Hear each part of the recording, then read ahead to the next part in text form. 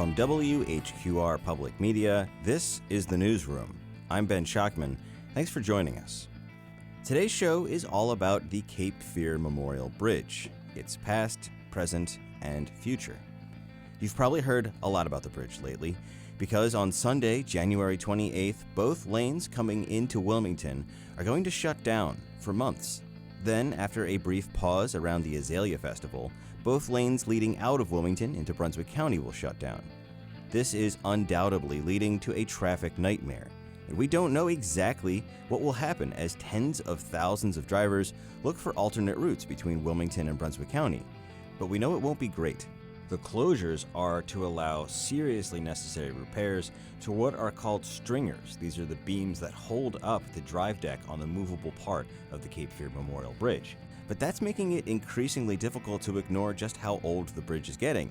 And with that, the state's inability or unwillingness, depending on who you ask, to replace the bridge. Now, the state is currently suggesting a toll bridge as a possible way to fund a replacement. And you've probably heard local officials rallying against that idea. Later on the show, we'll sit down with Wilmington Mayor Bill Saffo to hear that perspective. And I should say, even though Saffo is a Democrat and the New Hanover and Brunswick County Democratic parties have also come out against the toll, his opposition doesn't really fall along partisan lines, as plenty of other local Republicans have been equally outspoken, including Wilmington City Councilman Luke Waddell and New Hanover County Commissioner Dane Scalise. In my conversations with them, it feels more like they're local underdogs, trying to hold out in the face of overwhelming pressure from the state bureaucracy. And to be fair, we should say that for their part, state officials say a toll is just an option, and the simple act of even considering a toll could open up the spigot of federal funding. So later on the show, we'll talk to our regional NCDOT engineer and get that point of view as well. And in the background of all of this, there are questions about political power and whether local officials, who often run on their ability to move the needle in Raleigh and Washington, D.C., really have any kind of meaningful clout in the state and national capitals. That's important, not just for a much-needed replacement for the Cape Fear Memorial Bridge, but for another, maybe even two other bridges that are also being contemplated to cross the Cape Fear River. Okay, so this is heavy stuff, but before we get down to the history and the brass tacks, I want to share a story I heard nearly 20 years ago. It is, best I can tell, almost completely apocryphal, but it has really stuck with me. I remember the day I heard this story really clearly, probably because it was my wedding day. My family was in town and we had a few hours to kill before the ceremony, and so we took a cruise on the Henrietta III riverboat. We departed from the Water Street dock, and as we headed south under the Cape Fear Memorial Bridge, the captain was adding local color as he was narrating our cruise. He told us how, in the mid-1960s, construction on a new bridge over the Cape River had begun. It dwarfed previous bridges located further north along the river, and it made a real improvement over the existing ferry system, which used to leave from the foot of Market Street and travel to Point Peter across the river. With 180-foot towers and a massive lift deck that could rise up 135 feet above the water, this was an imposing structure.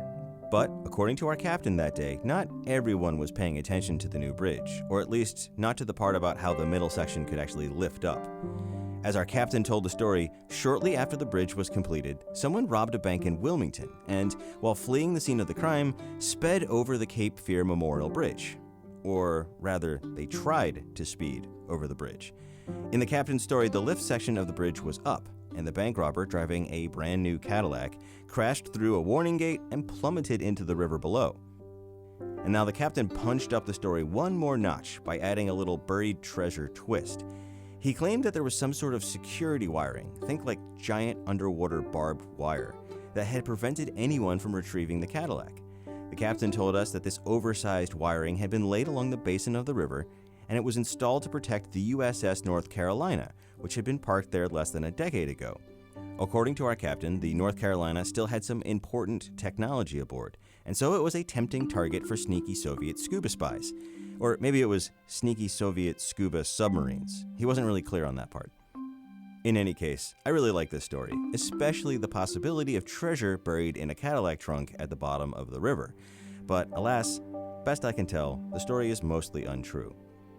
Still, there are two things you can take away from this little yarn. First, not everything you hear about the bridge is true, And second, that lift deck is a real pain in the butt. Okay, with that, it's time to get into the real history of the Cape Fear Memorial Bridge with my colleague, Kelly Kenoyer. Kelly, thanks for being here. Happy to do it. Okay, let's go back to the first bridge over the Cape Fear. Not the Memorial Bridge, but the now abandoned twin bridges, the first bridge over the northeast and northwest branches of the Cape Fear River. Well, I know the new bridges were a hit. It was 1929 during Prohibition, but when they opened, the city partied as hard as it could under the circumstances.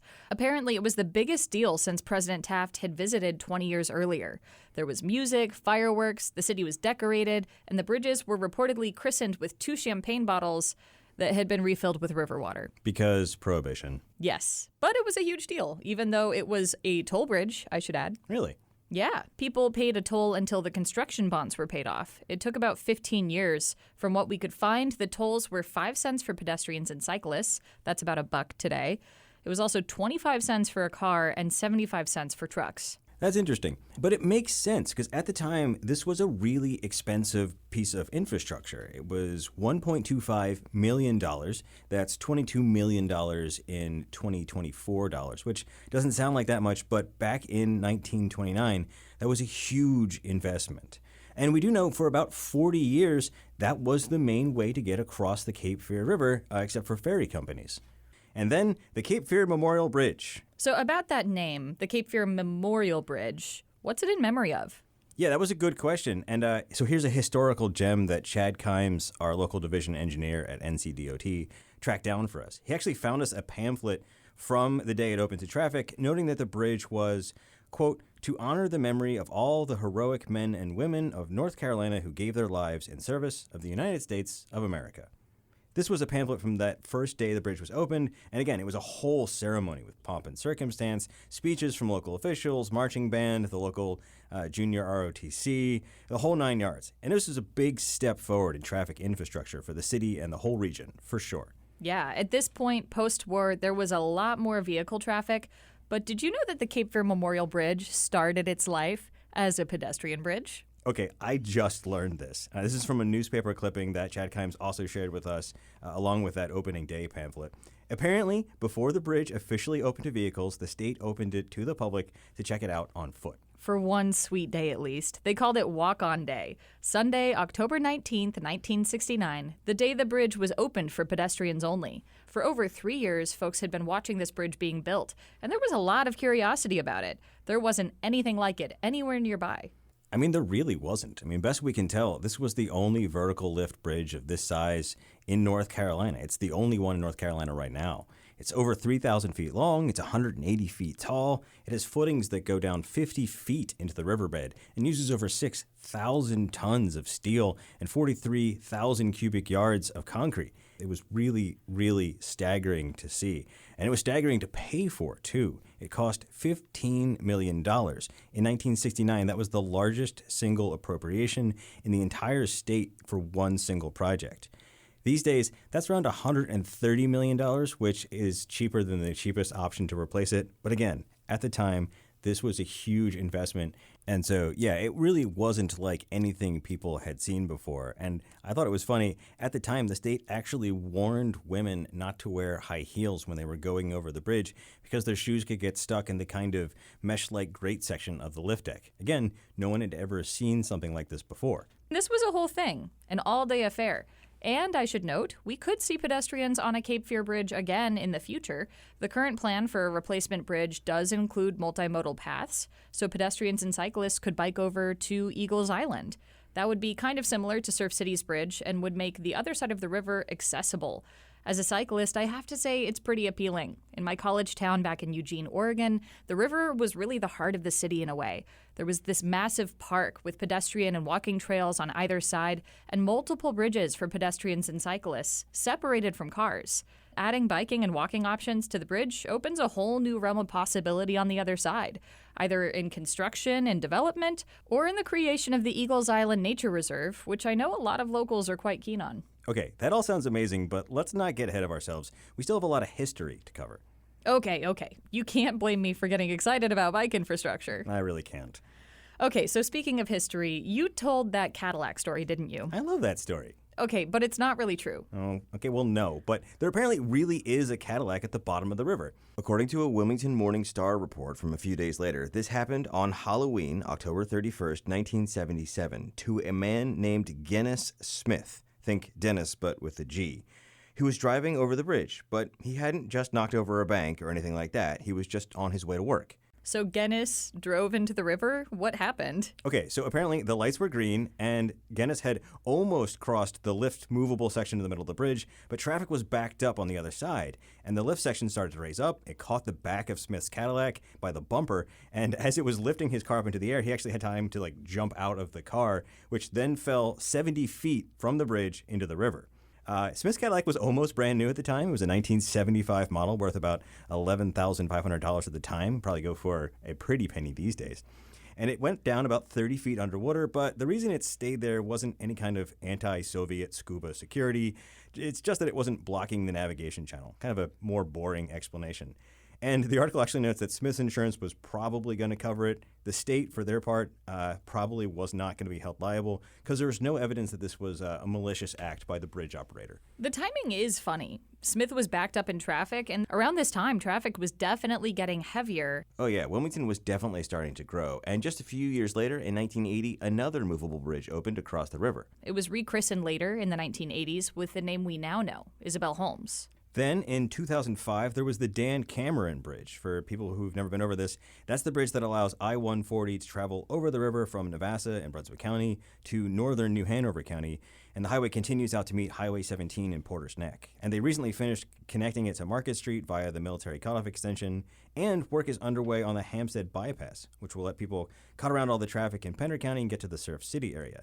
And all of that is wild to me, because when I moved here, most of that was barely developed. I remember people used to take dirt bikes out to what would eventually become I-140. Okay, so by 2005, there were 3 bridges over the Cape Fear River, but that actually wasn't enough, at least based on traffic projections looking ahead into the next few decades. Ever since I-40 connected to Wilmington in 1990, the population has skyrocketed. Enter the Cape Fear Skyway. Or Cape Fear Crossing? Or the Southern Bridge. Right. It's all basically the same idea, though, one that's been kicking around since the mid-90s. Initially called the Southern Bridge and still referred to that way by longtime Wilmingtonians, the idea was to have a bridge south of the Cape Fear Memorial. By around 2005, it had been renamed the Cape Fear Skyway, and it was generally assumed that this would be a toll bridge. Right, because by the mid-2000s, the port of Wilmington was doing more business than ever, and the idea was that freight traffic to the port could travel over a new southern toll bridge that would relieve traffic over the Cape Fear Memorial and Isabel Holmes bridges, and, at least in theory, the tolls would land on freight companies instead of residents. There were over $10 million in state and federal money spent on various studies, and the city of Wilmington took steps to get ready for it, like making Independence Boulevard 4 lanes to Carolina Beach Road and purchasing easements near the river. All of that near where the eastern landing of the new Southern Bridge was expected to go. But in spite of all that, the bridge never quite made it over the finish line for a lot of reasons. Yeah, in the middle of the bridge's history, or somewhere around 2013, the state law around transportation funding changed from something called the equity plan or the equity model, which I've heard described as a peanut butter model, spreading project funding all around the state equally, to what's called the STIP, or the State Transportation Improvement Program. Now, according to a lot of the officials we spoke to, this took direct funding decisions away from state elected officials in the General Assembly, which meant, for better or worse, they had less sway over getting projects done in their hometowns. It also created a kind of data-driven rubric, and that kind of metric never seemed to score the new Southern Bridge very high. Or the Cape Fear Memorial Bridge, for that matter. Good point. And right around 2013, Raleigh cut funding for the Cape Fear Skyway. And on top of that, there's been a lot of development over the last 20 years. So areas that were underdeveloped or just forest land are now sprawling developments. That means property acquisition for right-of-way could be difficult, expensive, and time-consuming. Yeah, when this bridge was first entertained, river lights in Wilmington didn't exist. Brunswick Forest in the Leland area didn't exist. Around 2016 or 2017, the bridge was back in the works and now being called the Cape Fear Crossing. But there was a lot of really heated debate about where it was going to go. I remember at one point reading an NCDOT study that basically said the cheapest southern bridge would cut through the historic districts in the southern part of Wilmington, and that was not going to fly. Likewise, friend of the show, Johanna Still, who was working with me at Port City Daily at the time, covered some really heavy pushback in Brunswick County on the other side of the river. And I'll just note here, there's a reason it can't be pushed a lot further south. The wider the river gets, the more expensive the bridge is to construct. Another good point. At the end of the day, at least right now, with a $1 billion price tag and a lot of hurdles, the Southern Bridge is pretty much dead. But there's still another bridge we haven't talked about yet. That's right, a rail bridge. This is actually part of the proposed rail realignment project, which we could do another entire newsroom on. And probably will. But for now, we can say this is a huge project, and it will involve local, state, and federal funding, the cooperation of multiple towns, cities, and counties, and private industry. All of this to effectively reroute freight rail traffic onto the west coast of the Cape Fear River, traveling south on the Brunswick County side and crossing over north of the port. That would allow trains to skip the long, kind of sideways horseshoe path they take through Wilmington right now, and it would free up those tracks for multi-use paths or parks or even light passenger rail. There's a lot to unpack there, and while the project is moving forward slowly but surely, it's nowhere near a reality yet, so there are lots of details that haven't been worked out. One thing we do know for sure is that it would require a new rail bridge. And one thing we've said is that, look, as lay people who don't design infrastructure for a living, it did still seem crazy to be planning 2 or even 3 bridges simultaneously. A rail bridge for the realignment program, a new Southern Bridge, and a Cape Fear Memorial Bridge replacement. But at one point, right around 2018 into 2019, that actually seemed to be the case. Now, there is actually an option on the table to add the rail bridge to the Cape Fear Memorial Bridge replacement, but it's expensive. And like all the options, it's getting more expensive by the year because of inflation in general and specifically spikes in steel prices, which are even steeper, plus labor costs, property acquisition, and so on. Yeah, for comparison, back in 2021 in the summer, the NCDOT ballparked the cheapest option for a new Cape Fear Memorial Bridge at almost $200 million. 2 years later, that cost had increased to over $240 million. And we've heard that the Coast Guard wouldn't go for that one because it's a fixed 65-foot tall bridge, and the Guard, along with other property owners north of the bridge, have the right to expect a 135-foot clearance under the bridge. Yeah, that's right. NCDOT confirmed, hell, they'd love to build a 65-foot bridge. It would be a lot cheaper. But without a lot of negotiations with property owners, it's a no-go, which means the bridge either has to have a 135-foot clearance or it has to have a lift section like the current one that can go up that high. And as we've recently learned, the lift section is what has caused a lot of the maintenance issues and cost with the current bridge. Yeah, that's right. So if they were going to include the rail in the new Cape Fear Memorial Bridge, it would cost almost $900 million. And that's up from over $600 million just a few years ago, so that cost could keep increasing. So look, even with a lot of federal funding, that's also probably a no-go. And that leaves us with the current option. No rail bridge, no new Southern Bridge, just a replacement for the Cape Fear Memorial Bridge, priced at around $400 million. Although, as you noted, the replacement would be an improvement on the current bridge in some ways. That's right. It might not be the iconic bridge we've all gotten used to, but the current plan would include 6 lanes, up from 4, and a 15-foot wide path for cyclists and pedestrians protected from the highway. So we could have walk-on day every day. We could, but also a toll. Right, because state law, at least the way most local officials are reading state law, says NCDOT can't toll an existing piece of infrastructure. People say, hey, we've already paid for this. But NCDOT argues that this is essentially new infrastructure, at least 2 lanes and a multi-use path's worth of new infrastructure. So that, they say, justifies at least the option for a toll. And it's considering that option that the Wilmington Urban Area Metropolitan Planning Organization will vote on Wednesday, January 31st. There's already been a lot of heated discussion around it, and though the vote doesn't mean there will be a toll bridge, opponents say once we start the process, it'll essentially be unstoppable. It's not an apples-to-apples comparison, but a lot of folks, including the New Hanover and Brunswick County Democratic parties, have definitely compared this to the hospital sale process. Now, the sale of New Hanover Regional Medical Center did start with a, quote, exploration, but it seemed to many people that it was inexorable from that point. But to be fair, there are people who at least support the idea of considering a toll, namely the Wilmington Chamber of Commerce, who, while they've made it clear they don't want a toll, say it might be a necessity moving forward if we ever want a replacement. In any case, that's our brief history of the bridges built and not built over the Cape Fear River. Kelly Kenoyer, thanks for your help laying all of this out. Happy to do it. All right, well, we need to take a quick break, but later in the show, we will hear from the North Carolina Department of Transportation about the toll option. But first, we're sitting down with Wilmington Mayor Bill Saffo. That's coming up in just a moment on The Newsroom. Stay with us.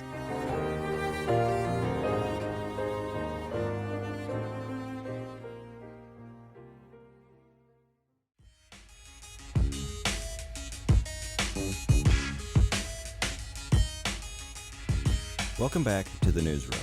I'm Ben Schockman. Thanks for staying with us. Up now, Wilmington Mayor Bill Saffo to talk through some of the immediate effects of the planned closures on the Cape Fear Memorial Bridge and some of the broader political issues. Saffo also recently rejoined the Wilmington Urban Area Metropolitan Planning Organization, or the WMPO, which will vote on January 31st on whether or not to consider a toll option. Mayor Saffo, thanks for being here. Absolutely. Thank you. So the first thing I want to ask about is just at a basic level, how the city is getting ready for what is likely to be a pretty difficult traffic situation. It's going to be one of the most disruptive events that we have seen in quite some time. And we've dealt with a lot of hurricanes over the last few decades, but this is going to be sustained for at least 6 months. The inbound lanes will be shut down for 3 months. The outbound lanes will be shut down for 3 months.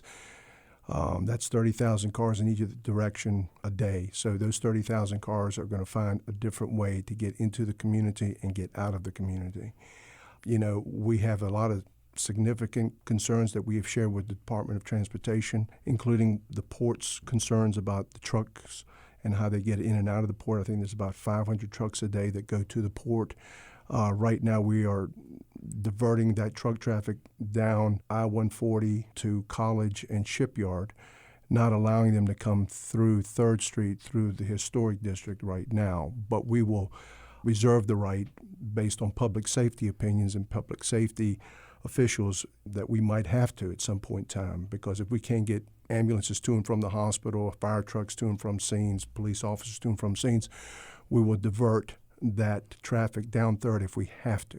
We are very reluctant to do that right now because those streets are very narrow. We would have to probably eliminate some of the parking that's currently on the street, off street for at least some time, and it's be a significant disruption, and a significant amount of damage will be to that road because of the trucks that come through there.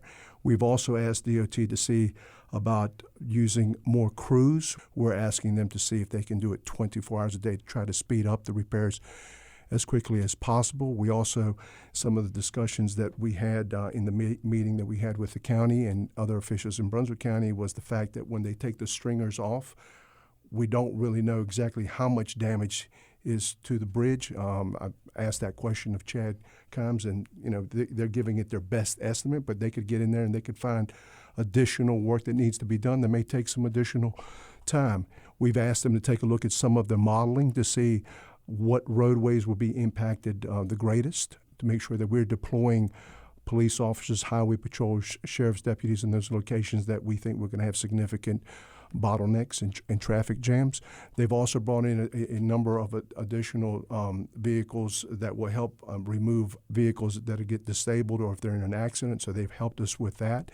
But the main thing right now is really pushing the department to see about going 24 hours a day and lighting that bridge up so we can get in there and really get the work done as quickly as possible. But this is going to be a work in progress. No one really knows the impact of this until it actually happens. I want to ask a little bit about the timeline of this. When did you first become aware that repairs on this scale were going to happen? We didn't understand the scale of the repair. What was shared with us was in August that there was going to be repairs done to the Memorial Bridge that they may involve lane closures. We've seen lane closures on the Memorial Bridge from time to time throughout the year. They're working on something there. They usually work at night. They try to do it at times when there's not a lot of traffic on that bridge.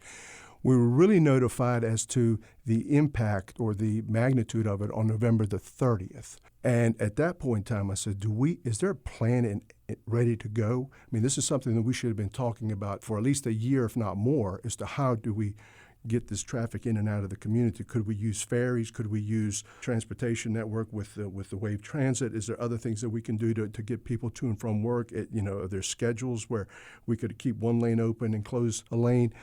I believe that the department, and I don't think they were doing it maliciously. I don't think they were doing it out of spite. I think they were very reluctant to come out and just arbitrarily just start saying, well, these are the things that we can do without literally signing the contract to do the repair work and then making sure that the material was all in place.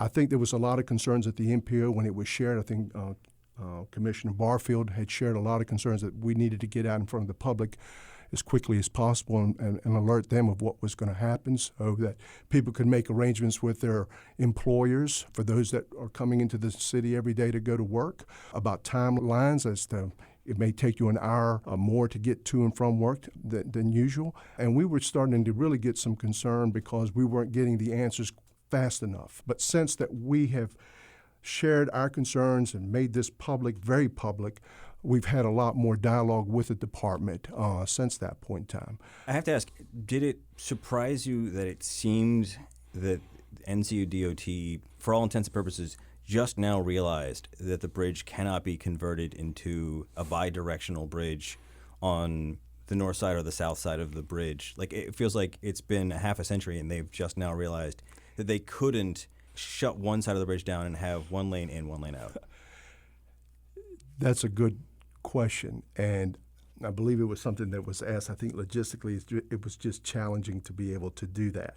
My issue with the Memorial Bridge has been that we have known about the condition of this bridge for over 20 years. We've been talking about a replacement. We've been talking about a secondary bridge for years. And I think it's gotten to a point where the condition of the bridge is getting that the maintenance on this bridge is becoming so tough, becoming so challenging, that it has forced the department to really start having this serious discussion about the replacement of the Memorial Bridge. We've known about this for quite some time. I mean, we were preparing for a southern bridge 20 years ago. Every community in the region passed resolutions in support of it. The Cape Fear crossing.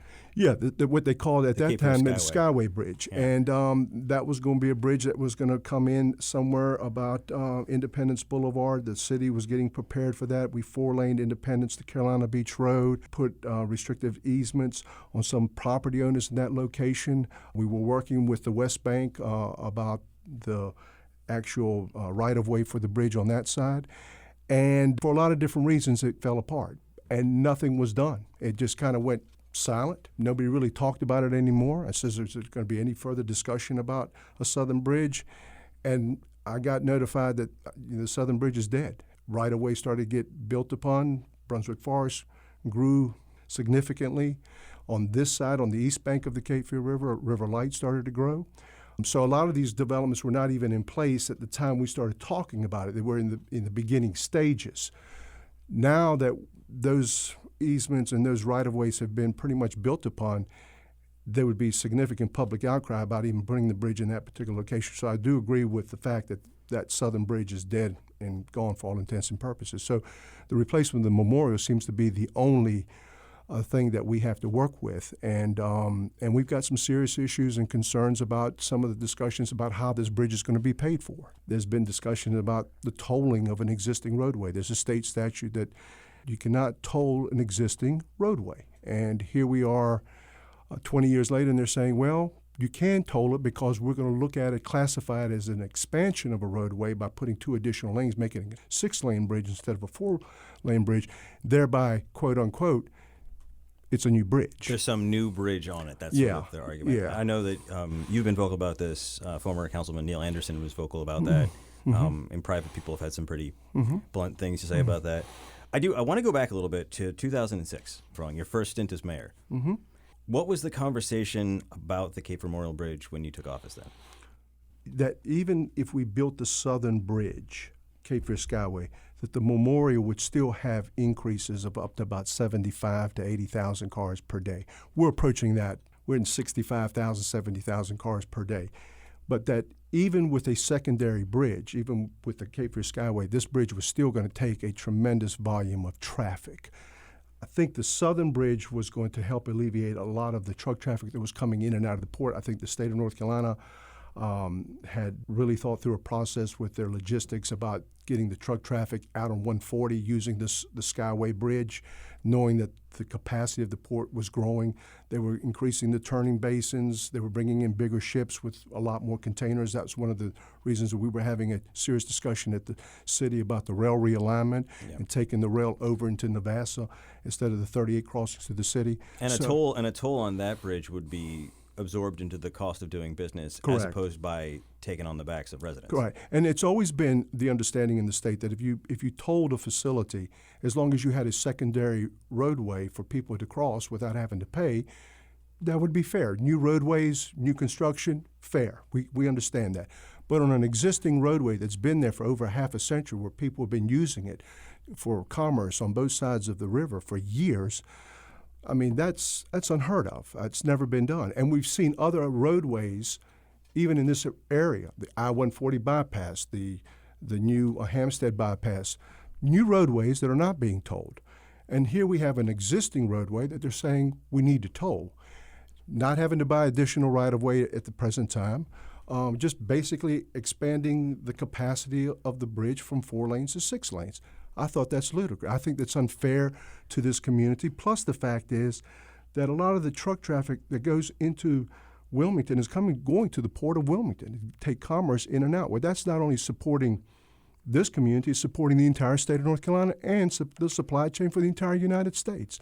So is it fair just for the people in Brunswick County or northern Brunswick County and city of Wilmington, county of New Hanover to help pay for that when it's really taking care of the entire state of North Carolina, plus the tourism that comes here? So there's a significant amount of revenue that is generated with the commerce, tourism, and everything else. So that's the argument that Congressman David Rouser makes every couple of years when we do beach renourishment. That's right. Is that people drive from Ohio to check out That's our right. beaches. Right. And so, we pay gas taxes like everybody else. We pay state income taxes like everybody else. And if other parts of the state are getting bridges and getting things done and they're not having to pay for it, especially on existing roadways, why are we being charged from this one? I want to ask about that because you've been in office for almost 20 years of this conversation between one term as a councilman and then a large number of terms as mayor. 9 terms, yeah. So, first of all, I mean, just the idea for a toll bridge.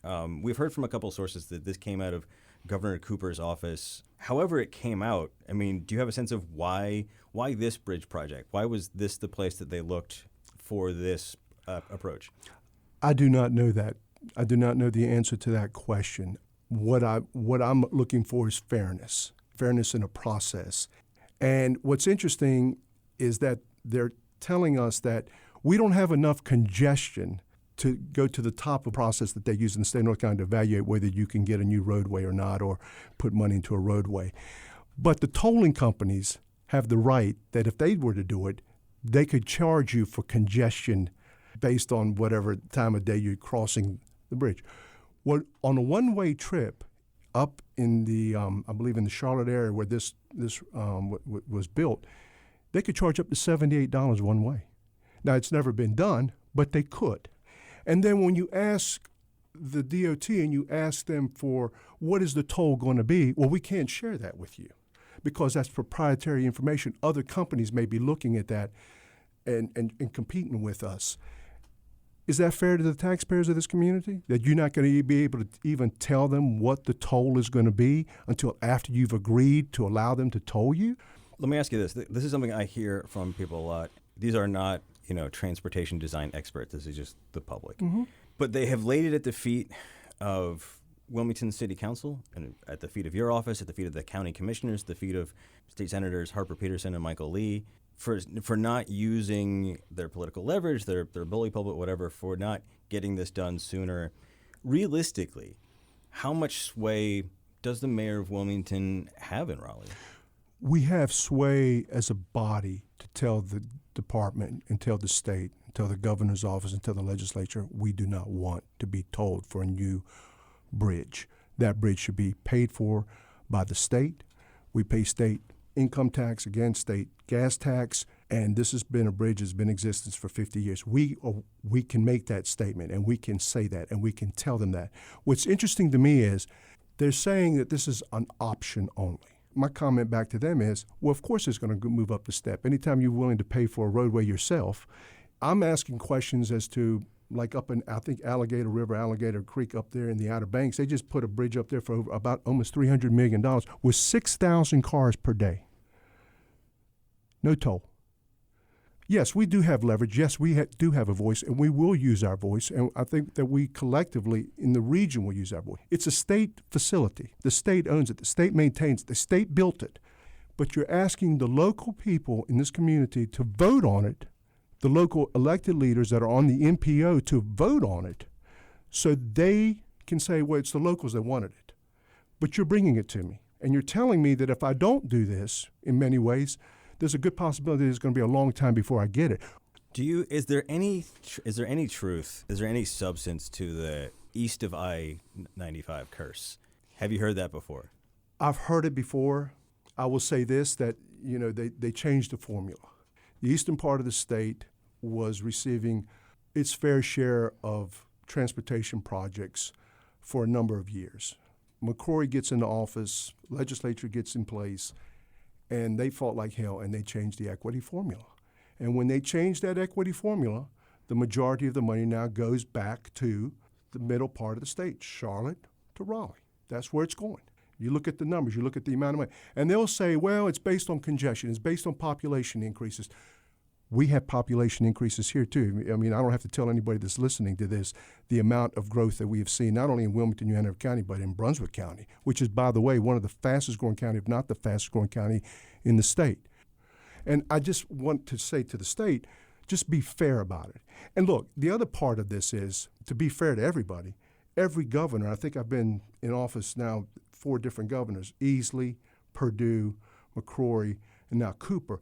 I think about every governor has created a committee to evaluate how to raise additional revenues for transportation projects in this state, because the state has grown by 1 million people every decade.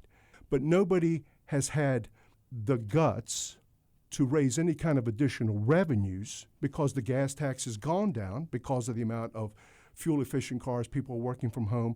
So they have to find other ways to fund transportation projects. So I want to cut right to the core of this. The North Carolina Department of Transportation and the Chamber of Commerce, which seems to share their point of view, is saying that the rubric they're using is sort of objective, it's impartial, and that's the way things get funded. That's how STIP gets laid out. Everyone else I talk to suggests that there are soft power ways to shift that rubric. I mean, there's what the rubric says, and then there's what gets built, and they're not always the same. Is that how you feel? I would tell you that politics will always play a role in transportation initiatives. I don't care what they say. I don't care what the formula says. And I would tell you, I think there's some legislators that would tell you privately that they feel that the step is broken. I don't think it's fair to this part of the state. It hasn't been for quite some time. And we have had to fight like heck to get projects done over the years. I don't buy that one bit. I really don't. I kind of hear what they're saying, and they can package it any way they want to. But let's be fair with one another. Let's take the equity formula and change it. Let's go back to the way it used to be. But you'll hear the same argument from the other part of the state that will say, oh, no, we need it here.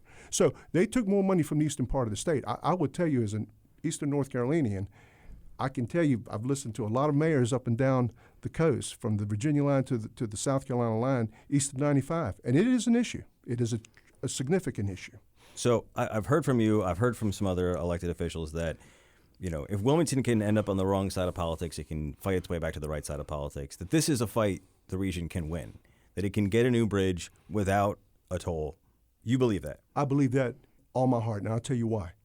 If the federal government is going to step into this, and you've just had a significant infrastructure bill passed in the House and the Senate, signed by the President of the United States, I don't know how many billions of dollars, and you can get 60 to 80% of that funded by the federal government, and all they're asking for is about a 20 to 30% match, and you got $6 billion parked in the state, it can be done. But to toll the Memorial Bridge that people have been using for, like I said, a half a century is just wrong. All right, here's my last question. You said as a body, you can be heard in Raleigh. Mm-hmm. As a community, as a region, mm-hmm. you're heard. Mm-hmm. Do you think people can hold fast over the next 6 months? Do you feel like that level of traffic will just break people? Well, that's going to be an interesting question, because I do think there's going to be a significant level of frustration that people are going to feel on both sides. those that may say just do whatever you need to do to get it done. But once you go there and once you tell the state that you're willing to do that, it's there forever. They won't come. They're not going to come to you with another option. I guarantee that the only option that will be on the table will be a toll, because that's all they've been talking about is tolling and tolling and tolling. So it's going to be interesting. It's going to be an interesting debate. But I think if the people in this region are serious and they don't want to see a toll of an existing roadway, and it would be the first time in the history of this state where an existing roadway is taxed, then I think it would open up the Pandora's box for any roadway that had any kind of improvements to be taxed for consideration. So I think we will speak with a voice. I think there will be others that will speak with a voice, but more importantly, it's the citizens that need to step up too and say we do not want a toll on an existing highway. Well, I suppose it's time to buckle up. Buckle up. All right, Mayor Bill Saffo, thank you. Thank you, Ben. Appreciate it. All right, well, we need to take one more quick break, but when we come back, we'll have some answers to the questions Saffo and others have posed from NCDOT engineer Chad Kimes. I'm Ben Shockman. You're listening to The Newsroom. Stay with us.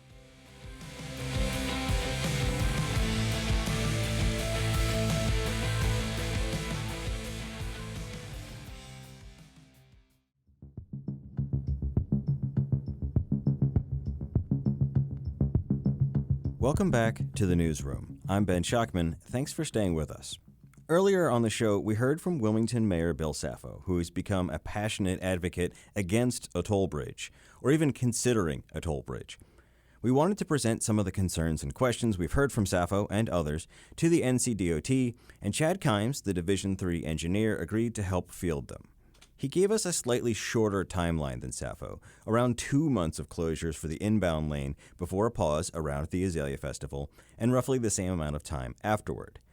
We also asked Kimes about the suggestion made by Saffo and others, including New Hanover County Commissioner Rob Zappel, that the NCDOT could find a way to perform the repair work around the clock. There are going to be around-the-clock operations going on. Our main reason why you may not see people out there physically working in the middle of the night is because of safety. There are certain things in bridge construction, like setting stringers, you do not want to do at night. You got heavy loads over your head. You got a very limited amount of light that you can see to do the work. Operations like that are impossible to do due to safety. Kimes acknowledged that there are always concerns about projects running longer than planned, but he confirmed that NCDOT has incentives for the contractor to work faster and fees if they run behind. He also wanted to dispel the idea that the bridge is somehow falling into the river. The upcoming preservation project is significant, with a price tag of $15 to $20 million. The work will repair stringers, the beams that hold up the cross-hatched surface of the lift deck. But Kimes says that means the bridge will still have plenty of life left in it. I want to make it clear, the bridge is perfectly safe today. You know, we are actually inspecting it daily. The riding deck has issues in it, and it's being caused by the stringers. So this amount of work is going to preserve it. Movable spans will always have maintenance issues. Basically, a deck lasts about every 10 years, and even at Wrightsville Beach, we've been replacing that deck about every 10 years. It's the stringers that are not normally replaced. The stringers should be there for another 30 to 50 years. I don't have a lifespan on it, but you know, the bridge is 53 years old. It's the first time we've replaced the stringers. Repairs are getting more expensive, and that's in part the reason for the increased focus on a replacement bridge. Kimes said he wanted to be really clear that the upcoming WMPO vote was only to consider a toll option, and even if it is approved, it's only the first step in a process that local officials can stop at any point. And that's really just one step of many afterwards. You've got another 1.5 to 2 years that these other reports will start coming in. There's other milestones, and the WMPO can stop the toll at any point all the way up to an advertisement of a toll project. We asked Kimes about the concerns voiced by Saffo, the local Democratic parties, and others about a private company building the replacement bridge and then setting its own toll. These concerns stem from a story WHQR broke several years ago when a private company presented an unsolicited proposal to the NCDOT for a public-private partnership. That company has never been named, but Kimes said they've since walked away from the project. You know, right now, we currently don't have any unsolicited proposal on the table. 3 years ago, when we did our first feasibility study, there was a private group that came to us. You know, North Carolina Department of Transportation does have a unsolicited proposal guidelines, you know, where people can submit. That was all reviewed. It was, you know, we were open to it with the WMPO. They made the decision not to pursue it, so that proposal was dropped. Right now, Kimes told us, the toll option would involve the state-run Turnpike Authority, and the toll would most likely be set at $2. At least, that would be a baseline for a study on how well a toll-funded bridge would score with the state. That potential funding opens up the all-important federal money, Kimes said. And part of a federal grant is that you have to have a match. Because the WMPO has asked us to look at all funding options, including tolls up to this point, in that application, we put in there that we can potentially utilize tolling funds as that match. Critical thing about those grants, let's say we get that $230 million or that $250 million. We then go back to that overall cost, subtract it off of it. Instead of a $500 million project, we're now looking at a $250 million project. It's a complicated process, and a lot would have to happen in the right order, but in theory, the state could effectively use a proposal for a toll bridge to secure federal funding. And candidly, it doesn't seem like the federal government cares how the state funds the bridge. They just want assurances of a state funding match. Now, once NCDOT had the money, as much as 80% of the cost, or over $350 million, it would essentially be looking at funding a much less expensive bridge. And that might be more feasible and could score higher as a non-toll option. Again, it's a lot of steps, and a lot would have to go right to make it happen. But the point NCDOT has been trying to make is that without considering a toll, it's not going to happen at all. And there's a limited window on grant funding from the Bipartisan Infrastructure Deal, also called the Infrastructure Investment and Jobs Act, or IIJA. And Kimes pointed out, if it doesn't all go perfectly according to plan and a toll looks like it's the only option, local officials can still say no. There's multiple steps to back out of it. Let's say we don't get any grants. Let's say maybe we only get a $100 million grant. Then they're going to have to make a decision if they want to pursue the tolls or not. And that may be a year and a half from now. And at that point, they can say, no, we're not going to pursue this. And we drop it as soon as they tell us that. But that will still leave an aging Cape Fear Memorial Bridge, with traffic increasing every day and maintenance costs growing every year. What happens if there's a stalemate between local officials and the state? So, I mean, it's a great question. Sitting here today, once again, it's an existing infrastructure that we have. We are going to continue to do what it takes to keep it open, safe for the traveling public. Now, that's not the kind of direct answer that a lot of people have been looking for. Something like the NCDOT saying, yes, if it gets to a point where the bridge is not safe, we will guarantee funding to replace it. But it's also probably an honest answer. The NCDOT can't make assurances about the future as much as it might like to. And that, obviously, is unlikely to satisfy those, like Sappho, who feel like the conversation is already 20 years too late. For now, most people will be watching the WMPO vote considering a toll option to see if local officials will test their footing on what many consider a slippery slope, or if they'll hold the line and hope that other options come along. WHQR will be watching too, and I'm sure there will be much more to say in the coming weeks and months and years, because as long as there's a Cape Fear River, there will need to be a Cape Fear Memorial Bridge of some sort to get across it. For now, though, that's all the time we have for this episode of The Newsroom. Thanks to my colleague Kelly Kenoyer for helping us unpack the history of bridges over the Cape Fear River, and to our guests, Wilmington Mayor Bill Sappho and Chad Kimes from the NCDOT. Thanks also to the many city, county, and state officials who spoke to me about this issue over the last few months, and thanks to our technical team, Ken Campbell and Mark Breedy. If you missed any part of this program, you can find it at whqr.org or wherever you get podcasts. If you have comments, concerns, or just an idea for a future show, you can email us at newsroom@whqr.org. And just a note here, WHQR will have a banner running on our website for the next 5 or so months with the latest updates on the repair work, real-time traffic information, and anything else bridge-related. I'll be honest, this is going to be rough. Many of us are going to get stuck in a lot of traffic. So don't forget to breathe. Give your fellow drivers some grace, and remember, they're stuck in the same traffic snafu that you are. All right, I'm Ben Schachman. Thanks for listening, and I hope you'll join us for the next edition of The Newsroom.